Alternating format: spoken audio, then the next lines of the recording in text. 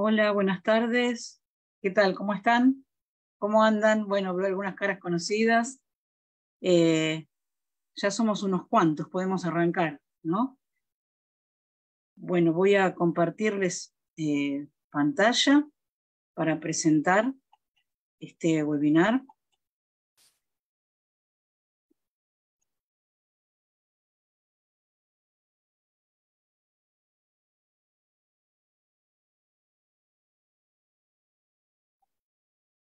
Bueno, primero me presento yo, algunas me conocen, yo soy la actual secretaria del Comité Nacional de Medicina del Deporte y un poco la que va dirigiendo este grupo hasta dentro de poco que cambian todas las gestiones, ¿no? Decidimos por este tema, capacidades motoras en la edad escolar, porque todos los pediatras y los profes conocen la situación actual de las capacidades motoras de los niños.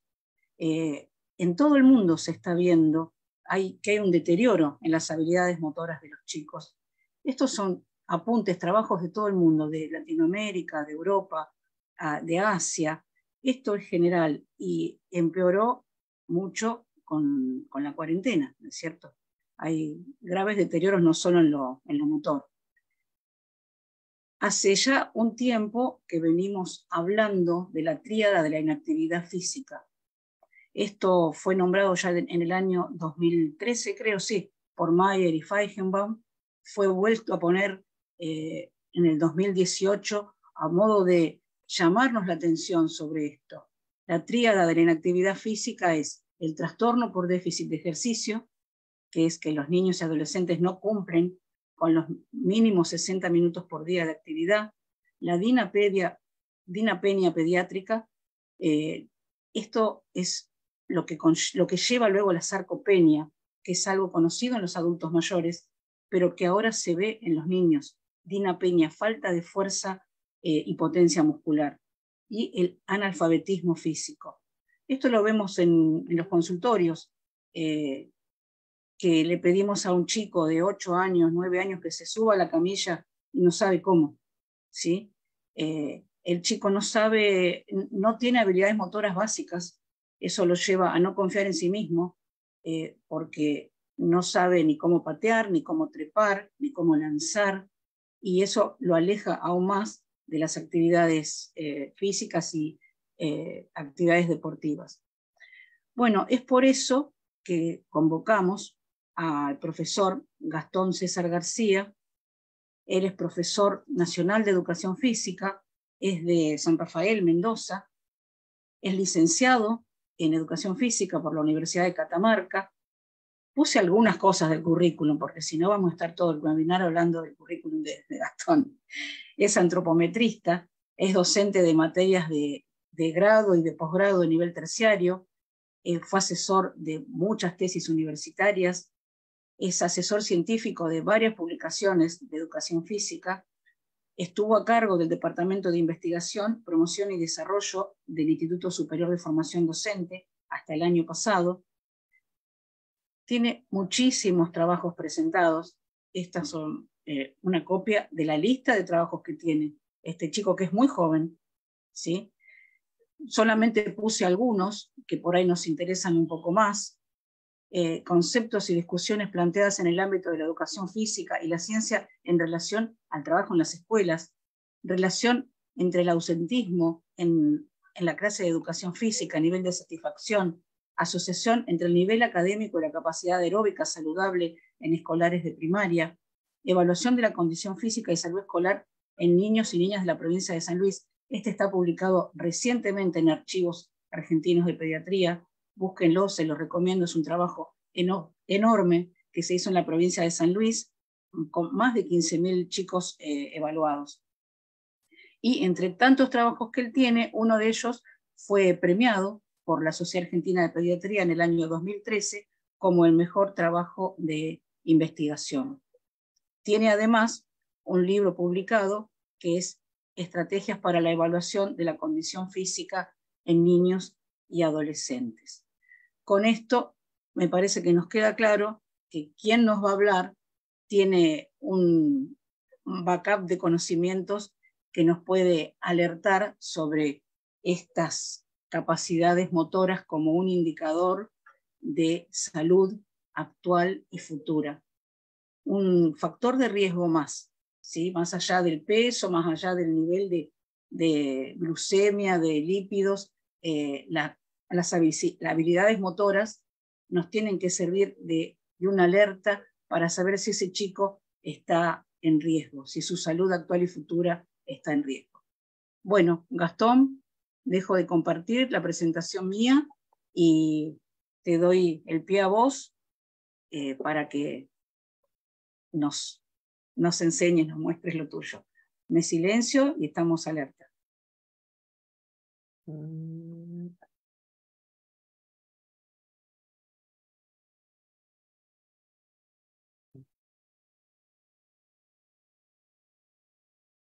Bueno, buenas tardes a todos y a todas. Primero, gracias Juliana por decirme este joven muchacho. Ya pasé los 40, pero bueno. Bueno, gracias por la presentación. La verdad que venimos haciendo un montón de cosas. Por ahí la cara visible de la charla que nos convoca hoy soy yo, pero somos un grupo de profes, y no, hemos hecho un montón de cosas por el hecho de trabajar en grupo. Bueno, primero que nada agradecerle a la Sociedad Argentina de Pediatría, al Comité de Medicina del Deporte, a vos, Juliana, por la organización de esta charla. La verdad que nos pone muy contentos poder compartir. Es decir, yo creo que enseñar no voy a enseñar nada, simplemente es compartir, mostrar lo que hemos hecho, lo que estamos haciendo actualmente, lo que creemos que a futuro vamos a tener que seguir trabajando, porque como bien lo mostraste, el panorama no es muy favorable en esta población. Entonces, bueno, un poco es eso. No es un curso, es una charla, es compartir la info y después lo más rico de todo esto es poder interactuar y hacer un feedback con todos los oyentes que hay aquí y ver qué podemos hacer para mañana, ¿no? Yo realmente estoy muy preocupado y por ahí cuando estábamos armando esta charla con Juliana nos preocupan un montón de cosas. Nunca hemos estado tan mal en términos de motricidad, de condición física y de capacidad motora. Entonces, bueno, ver qué podemos hacer y de lo que ya está hecho, en qué manera podemos avanzar, siempre para mejor. Bien, realmente concepto de capacidad motriz depende del autor, el país, el año, si viene de las escuelas soviéticas o cubanas o europeas. Hay diferentes formas de definirla, pero básicamente cuando hablamos de capacidad motriz, la mayoría de los autores se refiere a la habilidad o al conjunto de habilidades. ¿Para qué? Para que una persona pueda ejecutar de manera efectiva y coordinada y con bastante precisión un movimiento, ¿sí? De cualquier tipo de movimiento. Obviamente, este movimiento está íntimamente ligado al desarrollo del sistema nervioso. Por lo tanto, ya estarán pensando en la importancia en los primeros años del infante de cómo se desarrolla este sistema nervioso, teniendo en cuenta los estímulos y el escenario que lo rodea. El escenario le llamo a todo: patio, casa, los padres, la habitación, el espacio, etc. Cuanto más favorecido esté ese espacio, más posibilidades hay de que este sistema nervioso se desarrolle. Si a mayor desarrollo del sistema nervioso, tenemos más probabilidades de que su capacidad motora sea mejor, ¿sí? Necesita realmente moverse mucho. Por eso los primeros años es sumamente importante preparar escenarios para el desarrollo de la motricidad. Pero bueno, en términos generales, la idea no es dar una clase conceptual de esto, es básicamente esto: la habilidad que tienen los niños y las niñas, ¿sí?, para poder moverse de manera efectiva y coordinada. Ya sea para hacer un dibujo, para subirse a la mesa, a la silla, andar en bicicleta, andar en patines, lo que sea. A eso hace referencia, a un bagaje, ¿sí?, de conjunto y de habilidades. Obviamente, esto difiere en los autores. Incluso acá yo les podría decir que hay una gran categoría que tiene que ver con capacidades coordinativas, que son la flexibilidad, la coordinación, el equilibrio. El equilibrio es base para un buen desarrollo de la capacidad motriz. Pero, bueno, en términos generales, cuando hablamos de que tengan una buena habilidad o un buen desarrollo de esta capacidad, estamos haciendo referencia a ciertas categorías: la fuerza, la velocidad, la agilidad, que a veces son conceptos que no son lo mismo, sino que son diferentes. La agilidad hace referencia a la rapidez con la cual un niño ejecuta un movimiento, tiene que ver con la toma de decisiones. La resistencia aeróbica, la fuerza, la precisión, la flexibilidad, hace poquito tuvimos una charla con Mario Di Santo, que es un especialista en esta área, y él me decía, bueno, tenemos que dejar de hablar más no tanto de flexibilidad, sino de movilidad o amplitud de cada articulación, porque se especifica así. Tiene totalmente razón, pero en términos generales, cuando hablamos de flexibilidad, todo el mundo entiende que nos estamos refiriendo justamente a eso, a la amplitud del movimiento. De coordinación podemos hablar de un montón. Incluso hay libros de coordinación, de la coordinación. En términos generales podemos decir motricidad fina, gruesa, o podemos meternos en coordinación de la capacidad de ritmo, de la capacidad de reacción, la capacidad de cambio, de las habilidades motoras, en fin. Cuando hablamos de capacidad motriz, es todo esto. Por ahí, para estudiarlo y comprenderlo, lo desglosamos un poco, ¿sí? Pero todo esto sucede, y todo esto va sucediendo en la medida que se produce el desarrollo y la maduración del sistema nervioso. En la medida que el desarrollo motor se va complejizando, en paralelo que el sistema nervioso va madurando. O sea, en la medida que avanzamos en edad, o sea, en la medida que crecemos, el desarrollo del sistema nervioso madura, y esto hace que cada vez nuestras habilidades motrices sean más complejas. Ahora, ¿por qué tenemos que hablar de capacidad motriz, de actividad física, de condición física, de ejercicio físico? En casi todas ellas está siempre la palabra o movimiento o físico, que es básicamente casi es un sinónimo del movimiento. Así que hablamos de actividad física, de ejercicio físico, de educación física. En términos generales, perdón, ya en la primera diapositiva que puso Juliana, puso que esto no es un problema de acá de San Rafael o de Buenos Aires, es un problema mundial. Y cuando hablamos de factores de riesgo en adultos, una de las cosas que ya nos llama la atención hace rato es que la inactividad física incluso está por arriba de la obesidad. O sea, realmente estamos teniendo un problema en el movimiento. Si la gente cada vez se mueve menos, e incluso este es un factor de riesgo. E incluso en un congreso de aptitud física, en el 2001, Steve Blake, que es uno de los referentes más importantes a nivel mundial de la Clinic Cooper, él empezó ya a mencionar que la condición física también debería ser tenida en cuenta como un factor de riesgo. Esto es discutible, obviamente, pero estamos en un momento donde moverse es sumamente importante. Entonces, ¿qué significa ser inactivo? Y depende en quién y en qué edad. Pero inactivo básicamente es no cumplir con unos requerimientos mínimos, ya sea diarios o semanales, dependiendo de la edad, de actividad física. Que no es lo mismo que ser sedentario. O sea, una persona puede ser sedentaria y activa físicamente, cumple con estas recomendaciones, o puede ser sedentario e inactivo, lo cual eso es un poco más complejo. En términos generales, esto ya en la década del 90 se empezó a plantear en adultos, incluso hoy en día esto está muy discutido. Para todos aquellos que tienen más de 18 años de edad, cumplir con estos 150 minutos de actividad física, y lo aclaran, de moderada a alta intensidad. O sea, apareció la intensidad. Incluso en menores de 5 años se les recomienda hacer 3 horas de actividad física diaria. ¿Por qué 3 horas? Y fíjense que no se habla de intensidad. Justamente, estas 3 horas tienen que ver con ¿qué? Con poder estimular el desarrollo de la motricidad. O sea, en estas edades no se pide la intensidad, pero sí se pide un volumen mínimo diario. ¿De cuánto? De 3 horas. Lo cual, por ahí puede parecer que es mucho, y en realidad es poco, porque un niño puede jugar más de 3 horas por día, y más en estas edades. Simplemente lo que hay que hacer es preparar escenarios o generar un entorno que favorezca el desarrollo del movimiento. Ahora, entre 5 y 17 años de edad, se les recomienda hacer 60 minutos de actividad física diaria, pero aquí sí ya aparece la intensidad. La intensidad ya empieza a ser recomendada entre moderada a alta intensidad.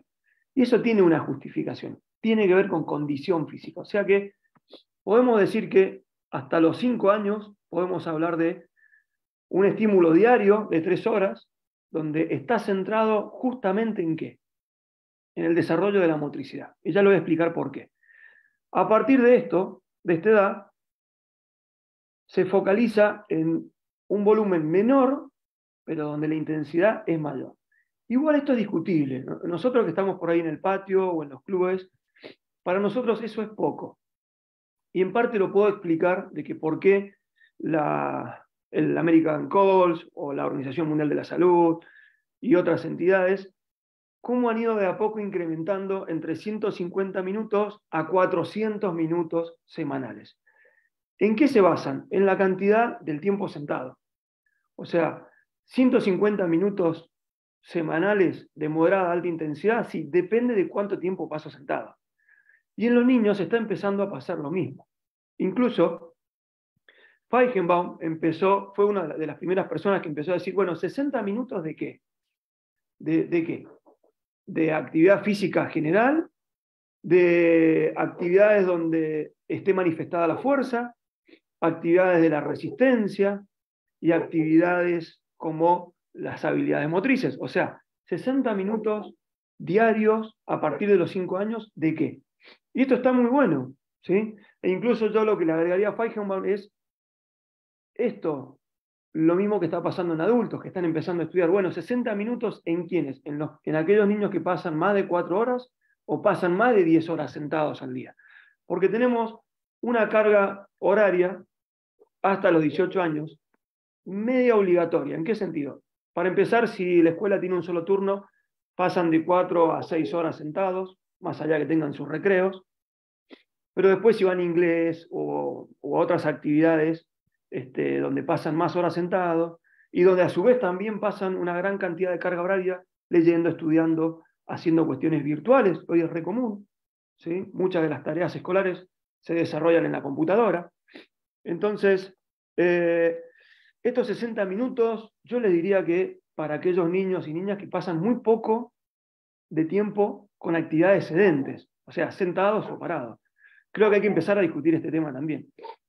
Entonces, 60 minutos dependen quiénes. Y después, algo más complejo, y es lo que se está estudiando actualmente, está bien, en aquellos niños que no cumplen estas recomendaciones, tenemos que empezar a diferenciar poblaciones. Aquellos niños que llevan un año no cumpliéndolo, o llevan una década, y esta década de no haber cumplido estos 60 minutos de actividad física de manera diaria, ¿fue durante la niñez? ¿Fue durante la adolescencia? o fue una mixtura ahí entre niñez y adolescencia, y ni hablar cuando han pasado 2 décadas, ¿sí?, de que no han cumplido en manera diaria estos 60 minutos de actividad física de moderada a alta intensidad.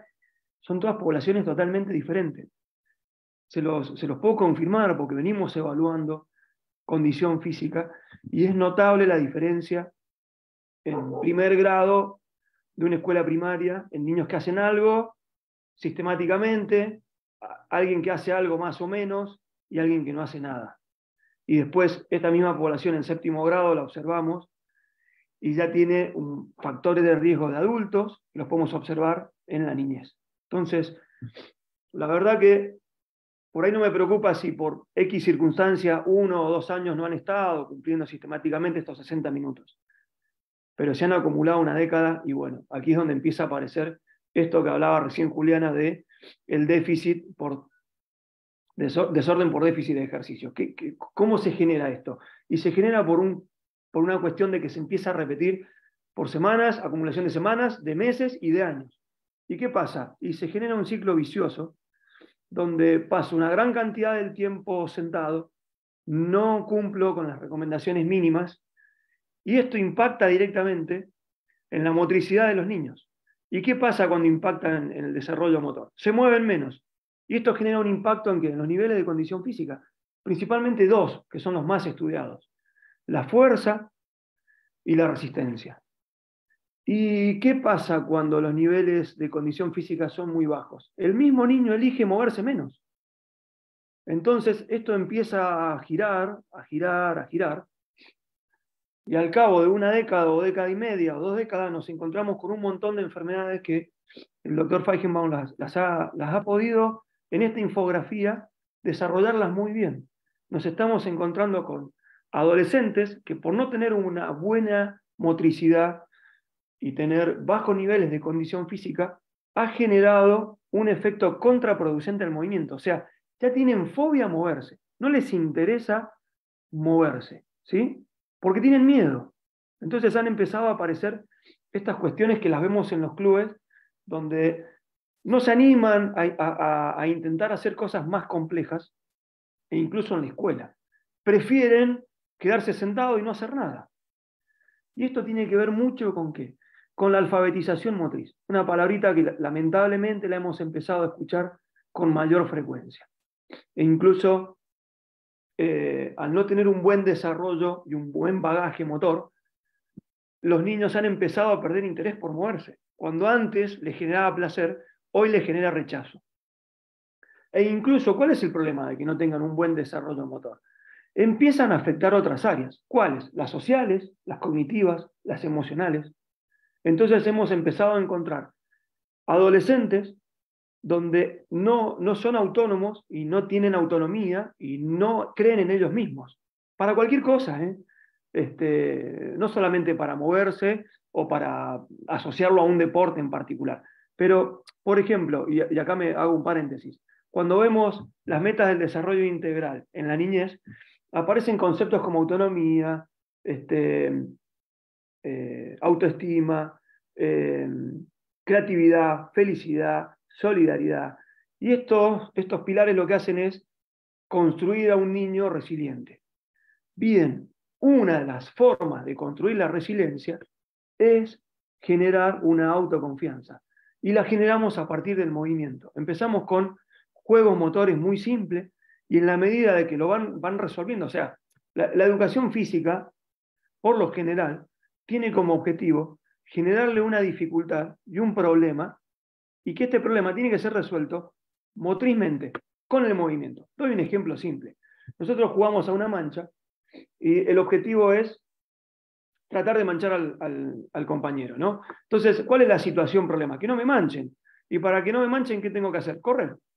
Es tan simple como eso. Entonces, la intencionalidad pedagógica puede ser desarrollar la carrera, los cambios de velocidad, los giros, los cambios de dirección a partir de un juego motor como puede ser la mancha.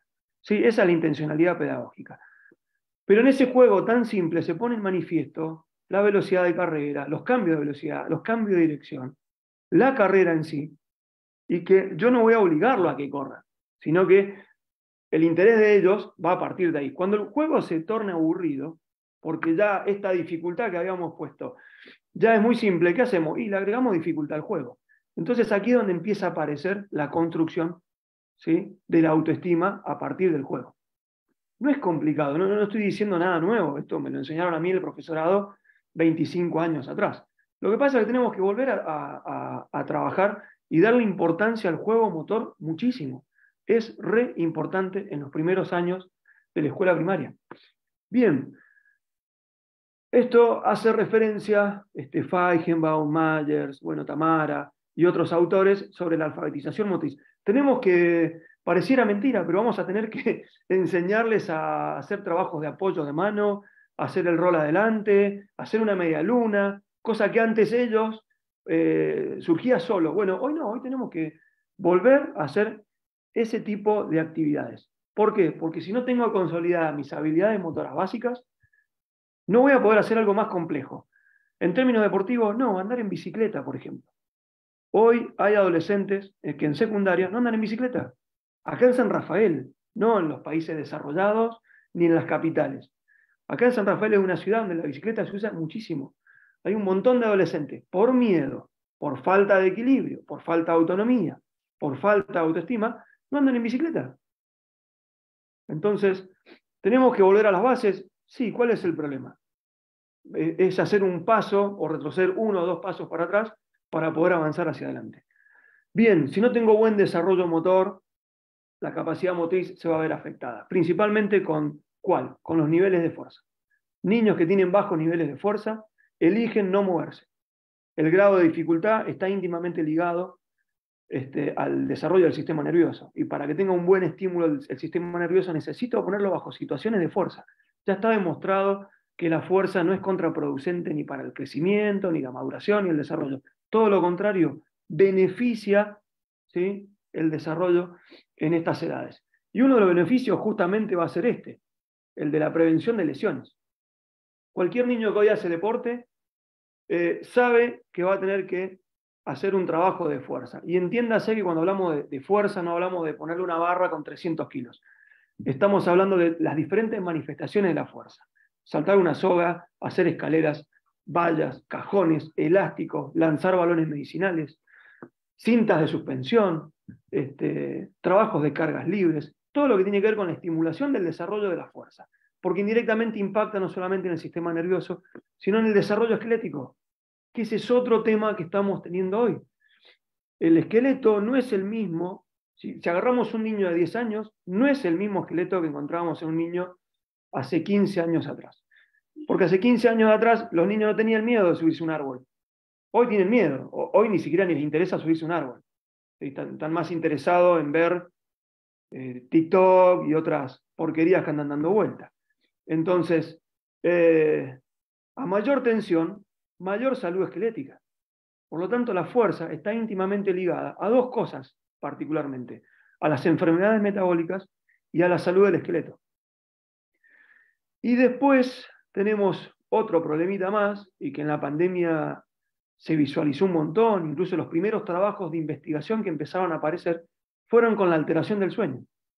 Mucho tiempo de las pantallas, se empezó a hablar de la serotonina, se empezó a hablar de qué pasa cuando duermo poco, qué pasa cuando altero el ciclo circadiano, qué pasa cuando en vez de dormir 8 horas duermo 4, y se empieza a generar una serie de hábitos que no son saludables y que estos impactan directamente en el sistema nervioso, en el desarrollo del lenguaje y en un montón de otras cosas más. Entonces, esta infografía, que no es mía, es de Feigenbaum, y que el año pasado la presentó en el Congreso de la Sociedad Argentina de Pediatría, está genial, porque esto, he dado algunos ejemplos, los estamos visualizando en la escuela, en nuestros hijos, en el club, en un parque, en todos lados. Y esto es a nivel mundial, países desarrollados, subdesarrollados, etc. Esto con una visión, y acá hago un paréntesis, desde el movimiento. Porque a esto podríamos anexarle nutrición, psicología, enfermedades metabólicas y un montón de cosas más. Pero estamos más que seguros que moverse, ¿sí?, va a generar un niño mucho más competente motriz. Entonces, ¿qué sabemos desde la ciencia?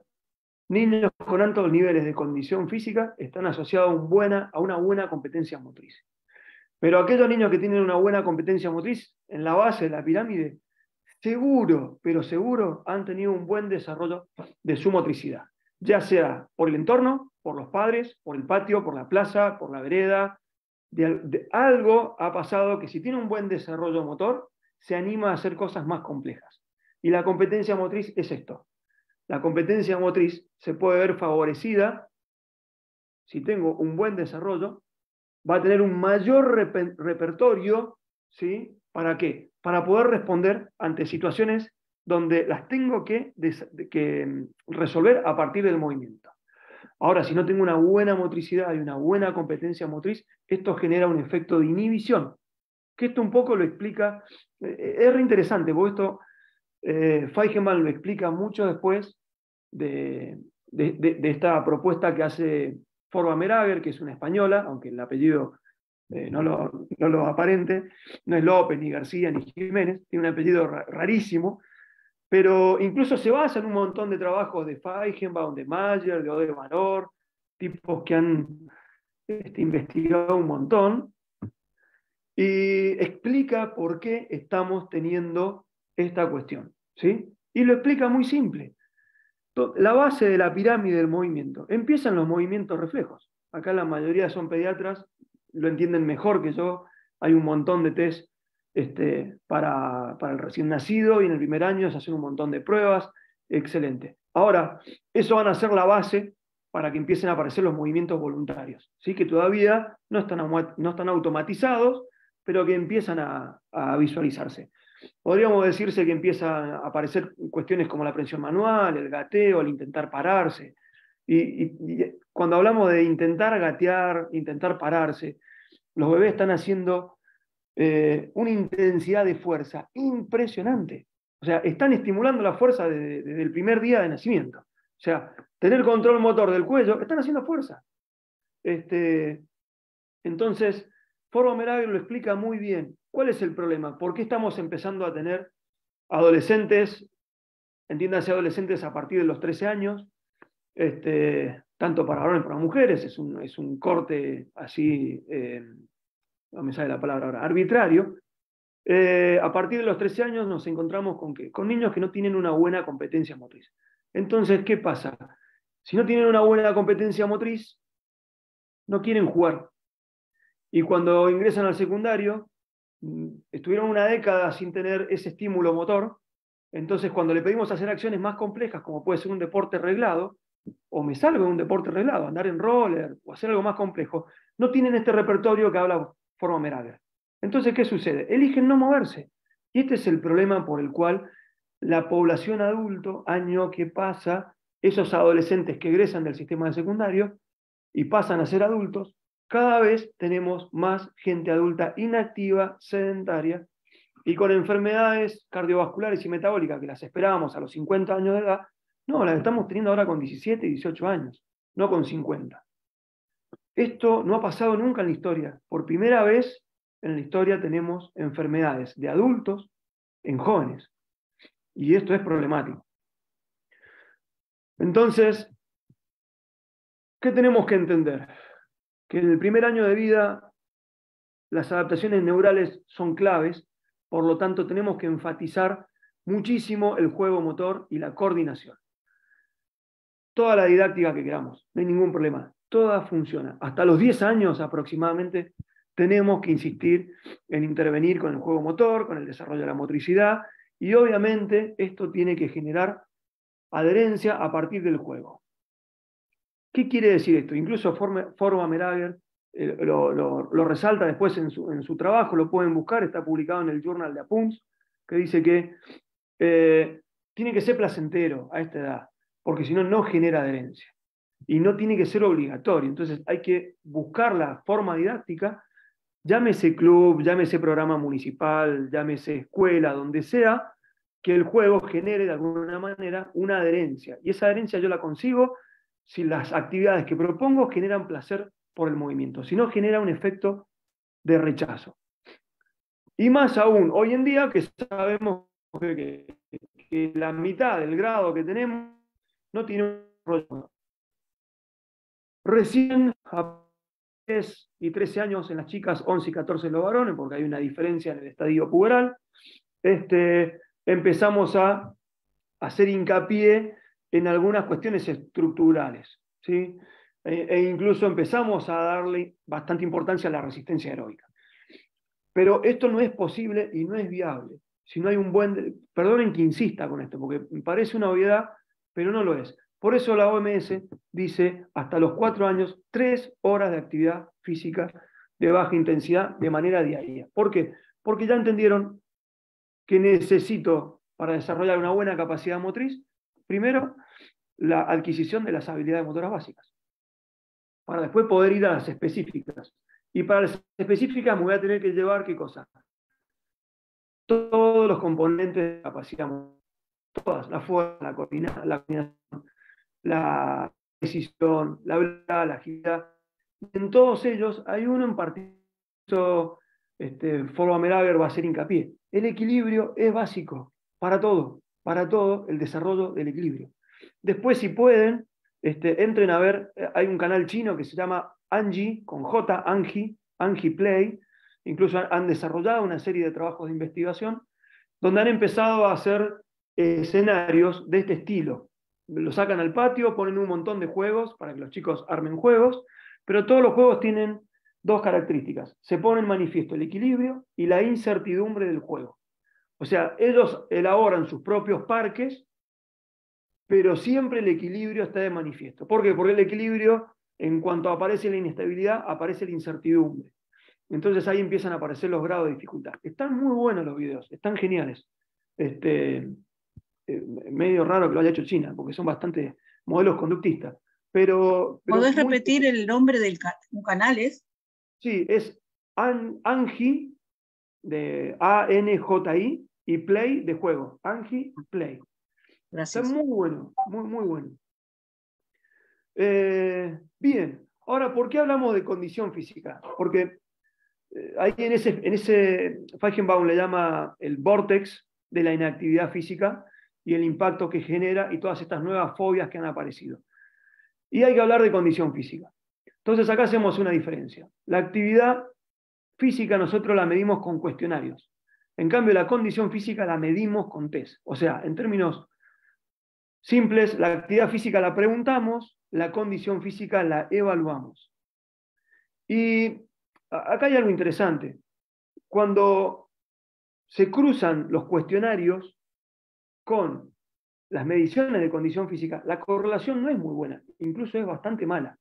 Entonces yo siempre digo que los cuestionarios nos sirven para poder entender y estudiar los comportamientos actuales de la población que estamos midiendo.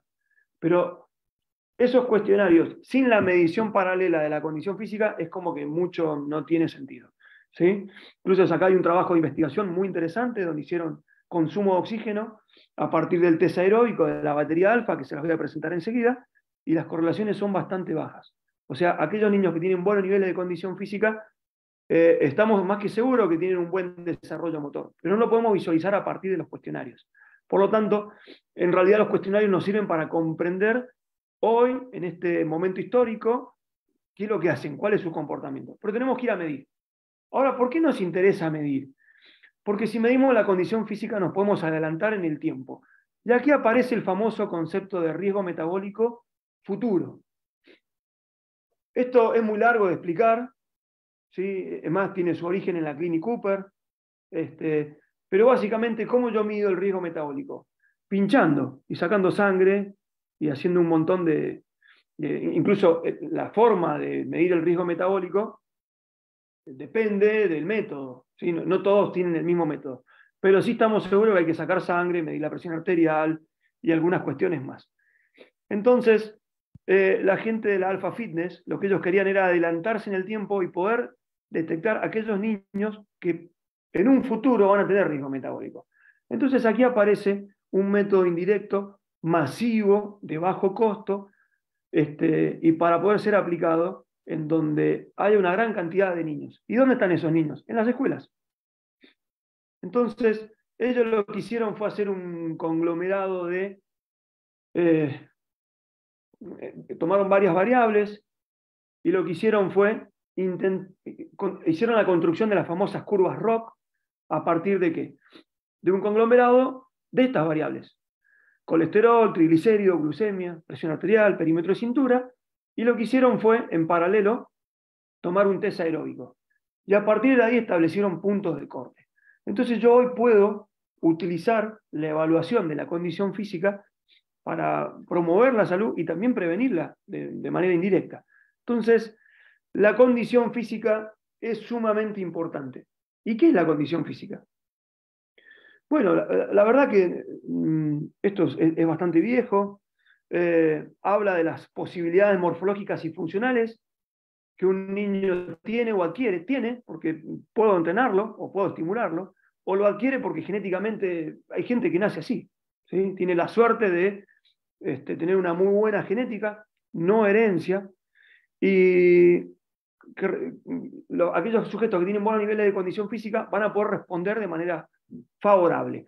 ¿El problema cuál es? Que yo genéticamente puedo tener muy buenos niveles de condición física, pero si tengo esos hábitos de una década de no moverme, no se pone en manifiesto. Por eso Feigebaum habla de que me muevo, y esto tiene un impacto en los niveles de condición física. Ahora, si mis niveles de condición física son bajos, tengo una alta probabilidad después de sufrir enfermedades metabólicas. Entonces, expliquemos un poco esto.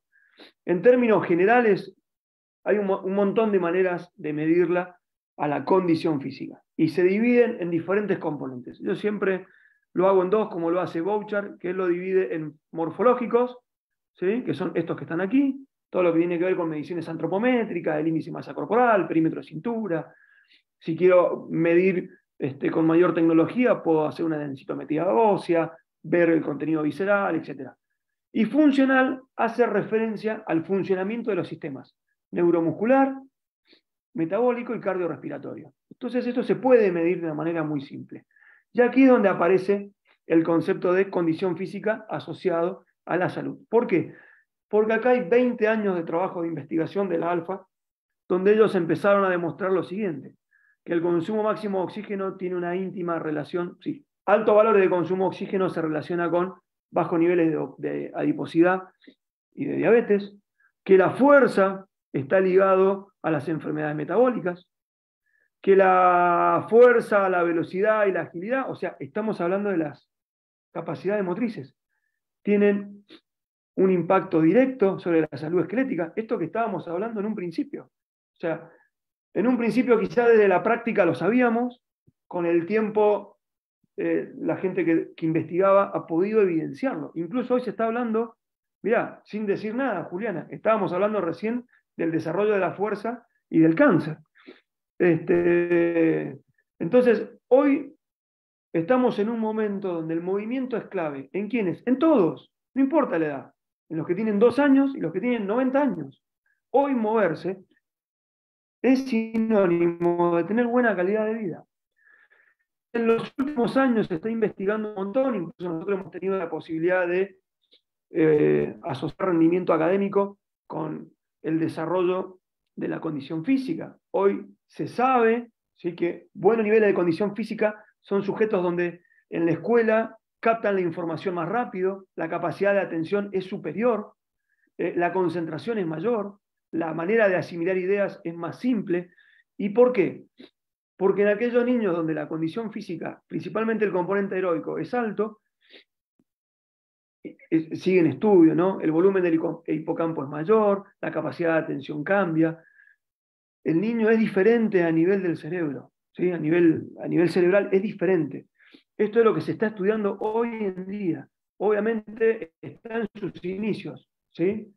Pero moverse es negocio desde el punto de vista de la salud, desde el punto de vista de la educación, desde el punto de vista del deporte. Por donde lo miremos, moverse es saludable y es tener mejor calidad de vida. Algunos estudios así simples, porque no me quiero ir de la charla, acá hicieron unos perfiles que están muy buenos, de fuerza y de la resistencia aeróbica. Fíjense que aquellos niños donde el componente aeróbico era muy bajo y los niveles de fuerzas eran muy bajos, el del fondo área, y los niveles de fuerza eran muy bajos, el score que se había armado del perfil lipídico es mayor. O sea que cuanto más baja es mi resistencia aeróbica y más bajos son mis niveles de fuerza, el perfil lipídico es peor, ¿sí?, en estos niños. Y esto es de manera diferente en aquellos niños que tienen altos valores de fuerza y altos valores de resistencia aeróbica, ¿sí? Tienen un mejor perfil lipídico. Si vemos en términos de tejido adiposo, este trabajo es un landmark, es más, es uno de los trabajos más citados, incluso yo siempre le robo el título porque habla de la condición física en la niñez y en la adolescencia como un poderoso marcador de salud. De esto es lo que hablaba Steve Blay y que hoy se habla, hoy 2023 se habla de esto, que ¿por qué es un poderoso marcador de salud? Bueno, miren, acá están todos los métodos de antropometría. Sumatoria de 5 pliegues, o el perímetro de cintura, que es la forma más simple, o porcentaje, ¿sí?, visceral total o abdominal. Independientemente del método que yo utilice, cuanto más alto sea mi componente aeróbico, menor es ¿qué cosa? O la sumatoria de pliegue, o el perímetro de cintura, o el tejido adiposo total, o localizado en el abdomen. Es un trabajo de investigación muy bueno, es un landmark. Los landmarks son estos papers que marcan un antes y un después. Se los recomiendo. En términos generales, ¿qué es lo que se viene evidenciando desde la ciencia? Cuanto más alto es mi nivel de condición física, menos probabilidad tengo de enfermarme. Y cuanto más bajos son mis niveles de condición física, mayor es la probabilidad que tengo de enfermarme. Entonces, ¿cómo hago para tener buenos niveles de condición física? Me tengo que mover. Tengo que no ser un niño o una niña inactiva, sino tengo que convertirme en activo. Pero aparece la intensidad, es de moderada a alta intensidad. Entonces... Te agrego una cosita que ayer ¿sí? tuvimos el placer de estar con un colega tuyo, Adrián Casas, y él hablaba que cuando entrenamos, no entrenamos, por ejemplo, fuerza, sino que lo que hacemos son adaptaciones celulares, porque lo que hay son cambios profundos, moleculares, que van a explicar todo esto que vos muy bien nos estás diciendo. Bueno, listo. Y que incluso en estas edades, estos cambios fisiológicos se pueden hacer. Sino, los niños, pasa que a veces cuando usamos la palabra entrenar, hay gente que la toma mal. Lo toma mal. Y en realidad, si uno se pone a ver, si yo el entorno lo hago favorable, solo los niños entrenan. Yo a mis estudiantes siempre les digo, acá tenemos un parque infantil muy lindo, muy grande, con un montón de juegos. Siempre hago la pregunta tonta, ¿cuánto puede estar un niño en el parque infantil? Y depende de cuánto tiempo se queden los padres. Porque si los padres se quedan 3 horas, los niños están 3 horas moviéndose, no les pasa nada. E incluso de juego a juego, ¿sí?, de las hamacas a los toboganes, que están divididos por sectores, se trasladan corriendo a máxima velocidad, no es que van caminando. ¿Sí? Entonces, solo los niños se autoentrenan porque el entorno los favorece. Entonces, cuanto más tiempo los padres aguanten estar en una plaza o en un parque, más tiempo se van a mover los niños. Y observen que se mueven a velocidades maximales. No lo hacen al 50% de la carrera, de la velocidad de carrera. Bien, bueno, si no queremos tener adultos como el que está aquí abajo, ¿sí?, y queremos que cuando egresen del sistema educativo por sí solos se muevan y elijan hacer algo, danzas, un centro de fitness, un deporte, lo que sea, tenemos que generarle adherencia al movimiento. Entonces, esa adherencia al movimiento tiene que aparecer desde el placer, no impuesta. Y esto, tenemos una guerra que la venimos perdiendo, que son las pantallas, que para mí la tecnología no es mala. Yo creo que hay un mal empleo y una mala utilización de las pantallas. Porque la verdad que nosotros como investigadores, antes teníamos que esperar 2 meses un correo aéreo y hoy el PDF lo descargamos en 2 minutos. Entonces, hay un montón de cosas súper positivas del avance en la tecnología. Pero tenemos que aprender a regularla. Y los niños no saben autorregular con esto. Entonces, los cuidadores, los padres, cumplen un rol muy importante con esto. Bien, miren, esto que estamos hablando, post pandemia, perdón, este es un comunicado que salió el año pasado, donde juntaron a un montón de investigadores de todo el mundo y dijeron, bueno, post pandemia, ¿cuáles tienen que ser las políticas públicas en todos los países? Porque realmente se dieron cuenta de que estábamos en un caos, ¿sí? Entonces, cuando yo lo vi, esto a mí me puso muy contenta porque Argentina viene haciendo un montón de cosas antes de que apareciera este comunicado. Pero miren, realizar estudios longitudinales, ¿sí?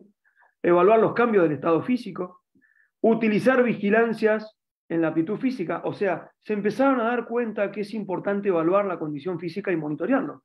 Esto ya lo están haciendo un montón de provincias.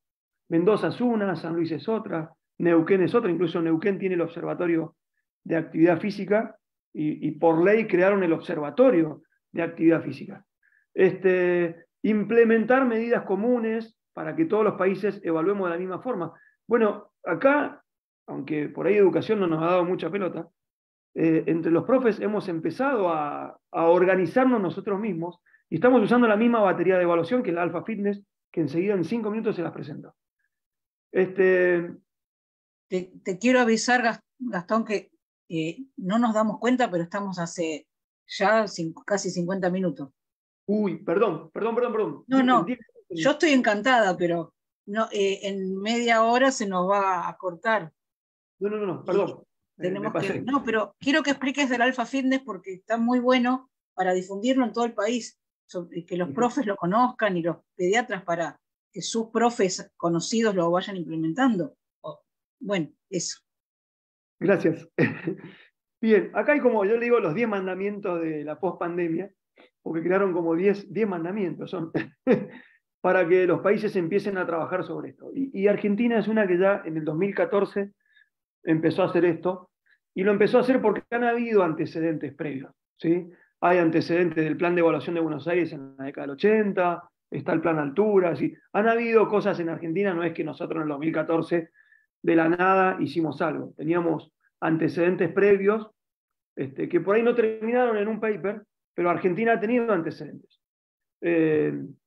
Bueno, en definitiva, estos 10 mandamientos se los resumo yo. Están diciendo que hay que empezar a evaluar la condición física, que hay que hacer vigilancias, que tenemos que todos medir de la misma manera y tenemos que establecer tablas de normas de referencia, o sea, tablas de percentiles. Bueno, les adelanto que nosotros ya lo venimos haciendo y por suerte hay 3 trabajos con tablas percentiladas que ya están publicados en la revista de la Sociedad Argentina de Pediatría. Bien, la batería de evaluación la podemos usar para un montón de fines. El que más nos interesa es detectar a aquellos niños que tienen bajos niveles de condición física. ¿Por qué? Porque son los futuros adultos con enfermedades metabólicas y cardiovasculares. O sea, los tenemos que localizar cuando tienen 10 años, no cuando egresan del sistema educativo. Antes tenemos que localizarlo. Obviamente la batería nos va a servir para diseñar programas, promover la salud, incluso por ahí cuando me he juntado con supervisoras y con directoras y docentes, creen que los niños no quieren evaluarse.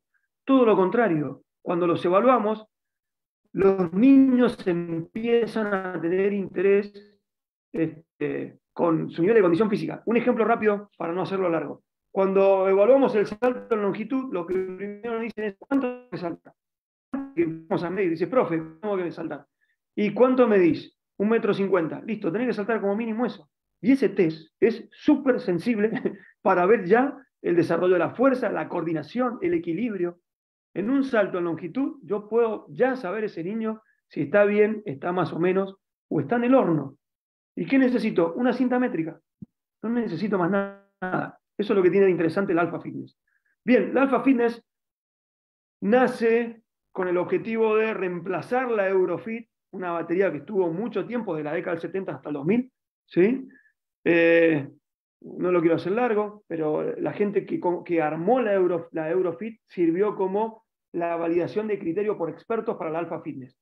La Alpha Fitness se publicó recién en el 2011 como una batería válida, confiable, objetiva, sensible y segura. El objetivo era que todo el mundo lo pueda aplicar sin tener tecnología, ¿sí? Entonces, el orden de prueba es, primero, componente morfológico, estatura, peso, perímetro de cintura, esa es la batería restringida, ¿sí? El de los pliegues es si queremos hacer una batería más extensa. Pero con talla, peso y perímetro de cintura ya tenemos las características del niño de manera antropométrica. Salto en longitud y prensión con el dinamómetro. Que después, si quieren, hacemos una salvedad del dinamómetro, que es uno en particular. Para la parte motriz, un test de agilidad. Y para el componente aeróbico, un test de ida y vuelta de 20 metros, que acá en Argentina está más que desarrollado, todos los profes lo conocen. Incluso hay un montón de cosas con respecto a este test. Hay dos propuestas, ¿sí? La extendida, que son todos estos test, y la de alta prioridad. ¿Por qué se habla de alta prioridad? Porque cuando se desarrolló la Alpha Fitness, los tipos que hicieron, eran un montón de genios haciendo este trabajo de investigación. Decían, bueno, agarremos los test aeróbicos. Bien, ¿cuáles? Los más usados en niños. Test de 1000 metros, 600 metros, NAVET, test de la milla, etc. Y lo que hacían era medir, ver si eran válidos, si eran confiables y qué relación tenían con las enfermedades metabólicas. Estos fueron haciendo con qué? Con cada uno de los test. Entonces, ellos le llaman de alta prioridad a aquellos que la evidencia científica era muy alta con respecto a lo que estaban intentando asociarla. Es una batería para evaluar la condición física en relación a la salud. ¿Qué quiere decir? Que el salto en longitud, la prensión manual y el test de 4×10, esto que estábamos viendo aquí, ¿sí? Son test que van a estar asociados a la fuerza muscular, a la densidad mineral ósea, al contenido mineral óseo y a la coordinación. O sea, indirectamente estamos evaluando la capacidad motriz y la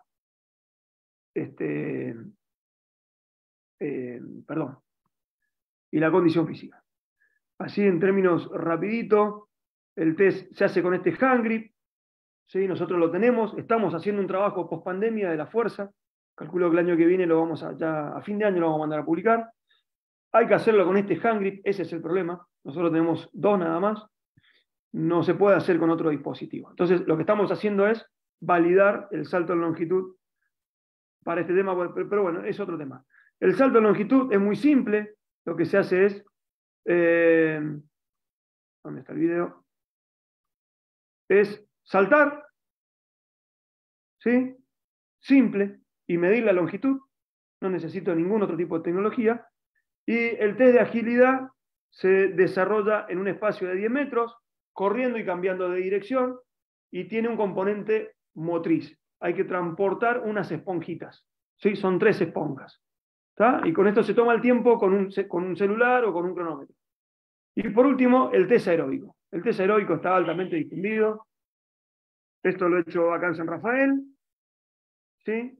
¿Qué pasa en primaria con los niños que están de 5º grado para abajo? Lo hacemos con la prueba de la liebre. ¿Qué pasó? Se me colgó. Ahí estoy corriendo con ellos, porque en los que son muy pequeños, ¿qué es lo que hacemos? Le marcamos la velocidad de la primera etapa, para que aprendan a tener el timing para correr con el test, ¿sí? Estos son niños entre 7 y 10 años. Entonces, se puede tomar, no les pasa nada, absolutamente nada. Incluso en estos test, cuando uno los filma, ya puede empezar a observar cuestiones motrices. Mala pisada, las rodillas se le meten, no saben frenar. Son todas cuestiones básicas para hacerlo. Esto lo hicimos el año pasado en el Club de San Lorenzo, se los muestro así rapidito. ¿Sí? Lo que hicimos fue medir consumo de oxígeno con el analizador de gases que tiene el doctor Martín Brucese. Medimos consumo en niños, no les pasa nada con este test. Sí, lo que se viene promocionando de esta batería funciona perfecto. ¿Sí? Ahí está Martín con su computadora midiendo consumo. ¿Sí? Unos consumos brillantes, después lo charlamos. Pero acá es donde surge el problema. A la hora de evaluar tenemos 2 formas de evaluar, por normas y por criterios. Por normas, ¿qué quiere decir? Que yo voy a usar zonas, y para esas zonas tengo que tener percentilos. ¿En Argentina hay? Sí, hoy en día sí. 10 años atrás no los teníamos, hoy los tenemos. ¿Y qué significa evaluar bajo el criterio de referencia? Un mínimo, y acá una salvedad. El criterio de referencia solamente puede ser evaluado con el test aeróbico. Esto es nuevo, gente, todo se está investigando. O sea que Si quiero evaluar por criterio de referencia, solamente hasta el momento lo tenemos hecho con el componente aeróbico. Hay un colombiano que se llama Robinson, que está investigando los puntos de corte a partir del salto, el test de 20 metros y el hand grip, y le viene dando bastante bien. ¿Con qué? Con la densidad mineral ósea. Nosotros estamos haciendo un trabajo en paralelo de lo que él ya está publicando. Se los encargo, si les interesa la fuerza, Robinson es un especialista en esto, ha hecho cosas muy buenas con enfermedades metabólicas y la fuerza en niños y en adultos. Bien, normas. Bueno, el criterio es muy simple, es ubicar los percentiles. ¿Y cuál es el problema cuando yo evalúo por normas? Tengo que conocer las características de la muestra, porque eso hace que el percentil suba o baje. Acá casi todos son pediatras, manejan curvas de perímetro cefálico, de estatura, del IMC, se construyen de la misma manera. En Argentina, en un primer proyecto, lo que se hizo fue hacerlo, perdonen que se los pase así tan rápido, se hizo en Mendoza, Misiones, Entre Ríos, Santa Cruz y Buenos Aires. Ya enseguida les muestro así un avance de eso. Después se hizo en Neuquén y recientemente se hizo en San Luis.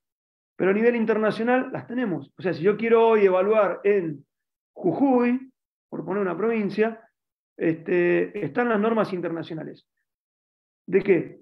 Del salto, de la prensión manual y del test aeróbico. E incluso Argentina está incluido en ese trabajo de investigación.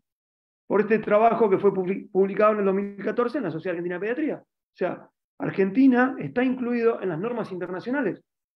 No todos los países estaban incluidos. Este fue el trabajo de investigación. ¿Y qué encontramos?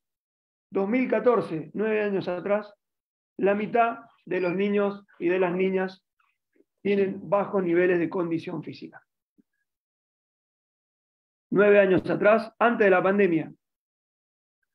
2019, bueno, ahí se construyeron las primeras tablas de percentiles si yo quiero aplicar la Alpha Fitness y evaluarla, ¿sí? Salto en longitud, test de velocidad, navet, etc. Después de eso salió el manual que ahí Juliana lo presentó al principio. 2019 viene el segundo estudio de Neuquén, que triplicó la población que nosotros habíamos medido, con más de 4.000 escolares de primaria y secundaria, y fíjense que los niveles de condición física cada vez son peores. Antes de la pandemia ya veíamos un declive principalmente en el componente de la fuerza. Y vuelvo a insistir en esto. Pues la fuerza está íntimamente ligada a la capacidad motora de los niños, ¿sí? No así la resistencia aeróbica. La resistencia aeróbica lo explica muy bien Armstrong. Los niños, al tener una capacidad motriz muy baja, no significa que el consumo de oxígeno es menor. No lo pueden manifestar. Lo tienen, pero no lo pueden manifestar. Porque motrizmente son torpes, no tienen fuerza. Entonces, el consumo de oxígeno está ahí escondido, pero no lo pueden poner en manifiesto. ¿Por qué? Porque no se bancan correr 2 minutos de manera continua. O sea, ni siquiera son aeróbicos. Recientemente, esto fue publicado la semana pasada, el trabajo de San Luis. Cada trabajo que va apareciendo es superador al anterior en todo sentido, porque en este trabajo se unió salud, educación y deporte, que es algo que cuesta un montón, ¿sí? Y la verdad que el trabajo está excelente, porque son 15.000 datos. Es terrible lo que hicieron. A mí me encanta este trabajo. Pero los datos no son por ahí tan favorables. O sea, tenemos la mitad de la población con sobrepeso u obesidad. Entonces, esto es lo que por ahí te lo charlaba con Julián el otro día. Estamos teniendo problemas para abrir la mano, porque para medir con el hand grip les tenemos que pedir que abran la mano. Porque la prensión se mide dependiendo de la longitud que hay entre el dedo meñique y el pulgar. Entonces, los chicos no están haciendo esto. ¿Por qué? Porque sus dedos están haciendo esto. No sé si se ve muy bien, pero sus 2 pulgares están en la pantalla. Entonces estamos teniendo problemas con el dedo pulgar. O sea que si el dedo pulgar no saben hacer esto, no hay apoyos, no hay recepción, no hay prensión, estamos cagados. Sí, realmente, perdón la palabra, pero tenemos un problemón, tenemos que ya empezar a hacer cosas. ¿Qué hicimos nosotros en otro estudio, que también lo presentamos en junio? fuimos a medir escolares que hacen algo, porque hasta acá, hasta estos 3 trabajos que ya están publicados, medíamos escolares, y en la bolsa metíamos a todos, los que no hacen nada, los que hacen algo, y los que hacen algo sistemáticamente, federativamente. ¿Qué hicimos? No, ahora fuimos a medir exclusivamente a los programas municipales, que sabemos que la intensidad es menor, comparado con niños que deportivamente hacen algo. ¿Y qué encontramos? Un montón de cosas sumamente interesantes. ¿Qué pasa con el criterio de referencia? El criterio de referencia se mide de otra manera, y a mí me gusta mucho esto, porque lo que yo hago es medir el test aeróbico, y a las niñas, esto está validado, con esto que yo les decía recién, con esto ya voy terminando, hicieron esta validación del test aeróbico para no pinchar a los escolares, ¿sí? Pero el método directo sabemos que hay que sacar sangre. Perfecto. Entonces se hicieron las famosas curvas ROC y establecieron los puntos de corte. Una nena entre 10 y 13 años tiene que hacer como mínimo 3 etapas del test aeróbico. Si no hace como mínimo 3 etapas, significa que está dentro de la zona de riesgo cardiometabólico. Esa niña hay que mandarla a hacer algo. En el caso de los varones, tienen que hacer 4 etapas. Y estos puntos de cortes están diferenciados por sexo y por edad, ¿sí? En los varones es un poco más exigente. Y que los varones hagan 8 etapas no es un dato menor, ¿sí? No es un dato menor. La mitad de los escolares hoy en Argentina, varones, logran hacer 8 etapas cuando tienen 18 años. El 50%, y en algunas escuelas más de la mitad, están dentro de la zona de riesgo cardiometabólico futuro. Las niñas es un poco más complejo, porque están cerca de valores del 70 y el 80%. Le estoy adelantando el paper que todavía no publicamos, ¿sí? Recuerden que estos puntos de cortes tienen como objetivo, a partir de la alfa, localizar a aquellos niños que están dentro de este lado. Y los que están dentro de la zona saludable, lamentablemente, por lo general son aquellos niños que hacen actividad física recreativa o municipal, o hacen algún club federado o algo por el estilo, ¿sí? O hacen danza, tango, tela, o salen a andar en roller, en bicicleta, algo que todos los días hacen algo. Entonces, eso tiene un impacto directo con los niveles de condición física. Entonces, la intervención que necesitamos es ya. ¿En qué edades? En todas. En todas. ¿Sí? Yo le diría que a partir de los 2 años, una de las intervenciones que tenemos que hacer es limitar las pantallas. Segundo, dejarlos que se aburran, solo van a jugar, no se hagan problema. A los sumos se van a poner a jugar con los juguetes, ¿sí? Pero que se aburran los niños, no hay problema. Cuando aparezca el aburrimiento, va a empezar a aparecer la creatividad para hacer algo, ¿sí? Hay que limitar las pantallas, ya lo dice la Organización Mundial de la Salud, no más de 2 horas por día, y está siendo bastante generoso. Necesitamos recreos más activos, necesitamos que la educación física genere a partir del juego adherencia, o sea que necesitamos que la actividad física sea placentera. ¿Necesitamos más clases de educación física? Sí, de ese estilo. ¿Hay que sentarse a discutir el diseño curricular? Sí, también. Pero si no se sientan a discutir el diseño curricular, necesitamos otras cosas. Necesitamos el deporte municipal, federado, barrial, recreativo, cualquier propuesta donde los niños se muevan es bienvenida.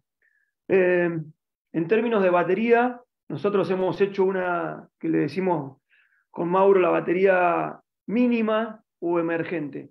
Si no tengo tiempo, aplico el NAVET solito y establezco con esto la evaluación a través del criterio de referencia. Tengo más tiempo, aplico la Alpha Fitness de alta prioridad, lo cual ya tengo un montón de información sumamente interesante. Tengo más tiempo, tengo ayuda, entre otras cuestiones, puedo aplicar la Alpha Fitness completa.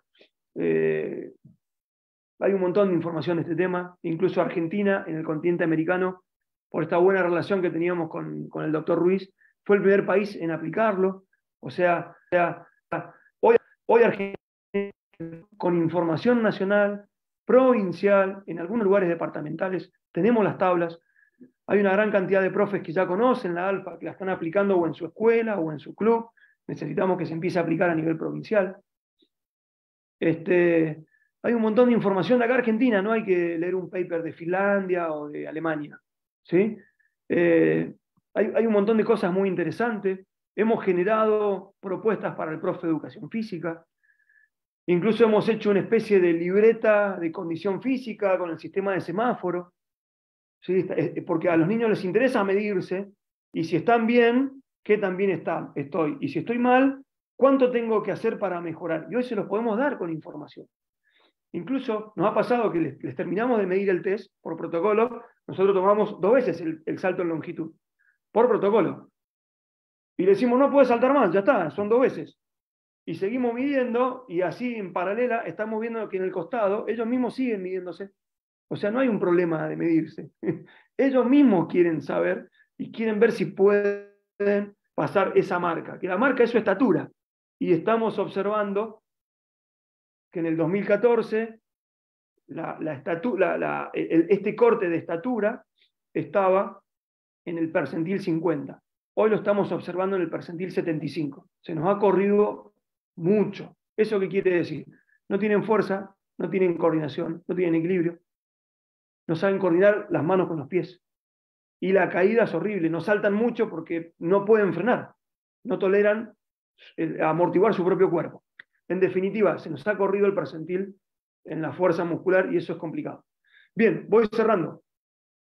Miren, niños que hacen deporte, independientemente del sexo, la edad y niñez o adolescencia, en aquellos que hacen algo, y principalmente en las mujeres, este trabajo todavía no lo enviamos a publicar, más del 80% se encuentra dentro de la zona saludable.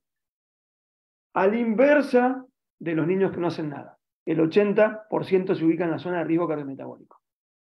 Si lo miramos con el nivel de enseñanza, como esta charla queda grabada, la paso así rápida la charla, la diapositiva, si es de gestión pública o gestión privada, no cambia. Y si es primaria o secundaria, tampoco cambian los valores mucho. Si es rural, urbano, marginal, no cambia. O sea que, si se mueven, es exitoso. ¿Sí? Vende. Bueno, tenemos otros trabajos de investigación que tienen que ver con el modelo didáctico. Hay un montón de cosas. Deporte federado, no. Todo el movimiento que genere placer es bienvenido. ¿Sí? Todo. Tenemos que empezar a sumar estas actividades que no son federadas, como el skatepark, el parkour, la tela, el elástico, las danzas, todo esto nuevo que hay, tiene que agregarse, porque impactan el nivel de desarrollo motriz. Pónganse a mirar los chicos que hacen parkour, el nivel de destreza que desarrollan. Es excelente. ¿Qué pasa en los países nórdicos? En las escuelas están poniendo plazas de parkour. ¿Por qué? Porque el desarrollo motor es muy bueno. Saltar, hacer una pirueta y caer en una pata o colgarse de un caño, tiene un desarrollo motor altísimo. En definitiva, hoy moverse es negocio, ya sea para la salud, para el deporte o para la educación. Como dije al principio, no estoy solo, tengo grandes amigos que me acompañan en esto que venimos desarrollando. Me faltan poner más fotos de Damián Aymar, de Martín Brucese, de Nelio. Bueno, hay un montón de gente que por suerte se ha sumado a esta campaña del movimiento. Perdón por haberme extendido y bueno, muchas gracias por su atención. Bueno, Gastón, la verdad, un lujo. Los comentarios son de lo mejor. Hay gente de todos lados del país y del exterior. Hay gente de Ecuador, hay gente de España.